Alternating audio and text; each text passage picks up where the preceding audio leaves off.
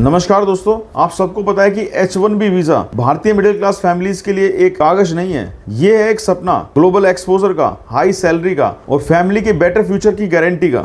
लेकिन इस सपने के ऊपर ट्रंप ने सीधा वार किया है। नई पॉलिसी ये कहती है कि अगर किसी कंपनी को इंडियन इंजीनियर्स को हायर करना है तो उसको $1 लाख की एनुअल फीस देनी होगी। सोचिए, अगर किसी कंपनी ने 10 इंडियन इंजीनियर्स हायर किए तो उसको $1 मिलियन तो सिर्फ एनुअल फीस में देना पड़ेगा और सैलरी तो अलग है। चलो जानते हैं इसका असर कहां पड़ेगा। पहले इंडियन इंजीनियर्स की बहुत डिमांड थी क्योंकि इनकी स्किल टॉप क्लास है और कॉस्ट इफेक्टिव है, लेकिन अब वो कॉस्ट एडवांटेज ऑलमोस्ट खत्म। दूसरा, इंडियन आईटी कंपनी जैसे टीसीएस, इन्फोसिस और विप्रो, इन्होंने अपने बेस यूएस में बनाए हुए थे, उनके लिए ये एक एक्स्ट्रा बर्डन है। तीसरा, यूएस के छोटे स्टार्टअप्स और एसएमईज अब इंडियन टैलेंट को हायर नहीं करेंगे। इससे डायरेक्ट हिट होगा हमारे इंडियन इंजीनियर्स को और प्रोफेशनल्स को। चौथा और सबसे बड़ा झटका इंडियन फैमिलीज को पड़ेगा, क्योंकि हर साल लाखों इंडियन स्टूडेंट्स लोन लेकर पढ़ाई करने जाते हैं। उनके लिए H1B वीजा एक उम्मीद थी जो अब रिस्की हो गई है। चलिए बैकग्राउंड समझते हैं। ट्रंप का लॉजिक है कि इससे अमेरिकन जॉब्स बचेंगे और हमारे लोगों को जॉब्स मिलेंगे, लेकिन ग्राउंड रियलिटी ये है कि अमेरिका के पास इतना बड़ा टैलेंट पूल है ही नहीं। टेक्नोलॉजी,